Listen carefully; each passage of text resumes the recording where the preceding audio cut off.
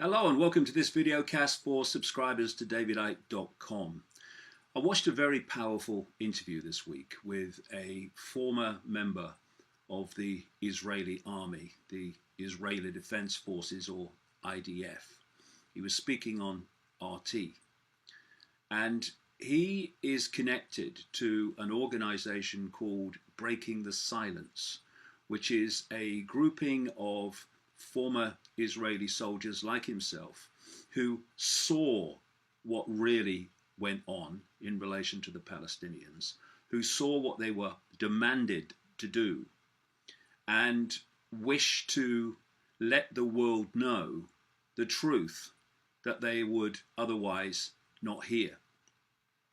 Because once again, in the wake of the Paris attacks, we have had another one-sided story which says Israelis oppressed and they on the other side are the good guys fighting for peace and freedom, and it's everyone else's fault basically.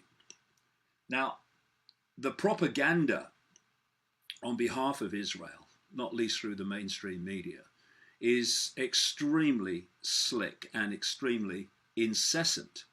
And because of the oppression and suppression which this soldier describes in Israel, in terms of their right to say unfettered what they experienced and what they think people should know, when you put those things together, it's not surprising that we overwhelmingly only hear half the story.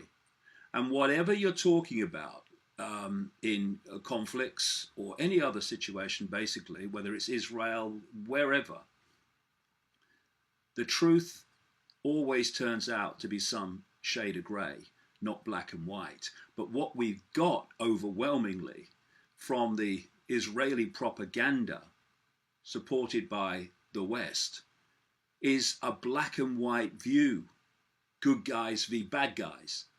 And it's not a John Wayne bloody movie, and it's certainly not black and white. And it's about time people had the guts not to quiver in fear that they're going to be called anti-Semitic, and actually stood up for speaking the truth. Because this is not about attacking Jewish people. It's about looking at the behavior of the Israeli regime throughout the period since 1948, at home and abroad. And this information should be available to everyone, not pushed away. Ooh, they'll say I'm anti-Semitic. I couldn't care less. I care about the truth. And I care about what's happening to oppressed people, whoever they are, whether they're Jewish or whatever. And this group of former soldiers involved in breaking the silence, and many other Jewish people, both in Israel and around the world, who speak out against the many horrors inflicted upon the Palestinians by this Israeli regime, this Rothschild Israeli regime, are fantastic people, very, very brave people who get enormous abuse and threats often as a result. And we need more people like that to put the truth in context instead of in propagandized bias. So let's have a look at what he said in this interview on RT. His name is Aaron Hefrati, a former IDF soldier, like I say, who recounted his experience, assignments and killing protocols, along with what he witnessed as a soldier. And he first of all explains that it dawned upon him the similarities between what his grandmother experienced in Auschwitz and why he was compelled to speak out against Israel and the IDF, because he could see the similarities in how they acted compared with what his grandmother experienced in Nazi Germany. That's a staggering statement for a former Israeli soldier to speak, but this is not his only experience, or the experience is not confined to him, but there are many others who are speaking out in the same way. In Britain, people like Gilad Asmon and many others in this Breaking the Silence organization. And Iran says that he comes from a family of army officers in Jerusalem, really into the military system. And he says that he was told when he was growing up that the only way he could stop the second Holocaust from happening would be to join the best unit in the army he could and fight the enemy of the Jewish people. Of course, the draft is compulsory in Israel, and many very brave and committed Jewish young people go to jail to defy the draft because they will not do what they're asked to do in relation to the Palestinian people. Anyway, his family were survivors from Nazi Germany, and he joined the Israeli Defense Forces, and then he said he saw the truth. The truth, he said, was that he wasn't there to protect Jewish people from the enemy, but to put terror on the people in Palestine. He found himself, he said, not protecting Israel, but in the occupied territories protecting illegal settlements and settlers. Quote, I am there to police every minute of their lives. I am there to take their lives and control it, to go into their houses in the middle of the night to arrest them.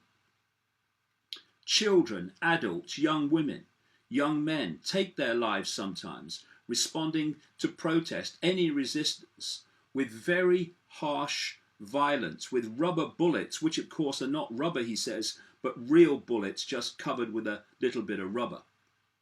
Or a tear gas canister, or sometimes live ammunition that will sometimes take the lives of the kids.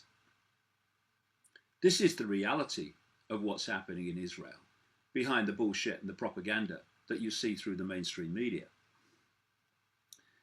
He said he was told to make sure that a dead child's family did not get out of their home to the funeral during an imposed curfew. Quote, and when the father is coming out to understand what is going on, we arrest him and the mother of the child that our unit killed the night before. The mother is screaming at us. Her screaming was exactly like the screaming of my grandma, he says, when I was growing up and she was dreaming of Auschwitz. The reason that this is so powerful is not only the source that it comes from, but the fact that it's true. This is what is happening behind the smokescreen, the propaganda, and the lies. Quote, I understood that this time I am not the victim anymore. This time I am the colonial force in the territories. This time, if I want to continue the legacy of my grandpa against the colonial forces, I don't need to be in the IDF. I need to fight against the IDF and Israel in the occupied territories. And he goes on to talk about IDF policy in relation to killing Palestinians.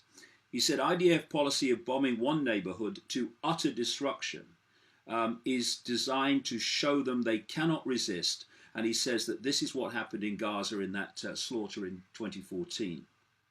On one occasion, he says, with full IDF official backing of bombing a single area with 120 one-ton bombs from the air, plus tanks, plus snipers.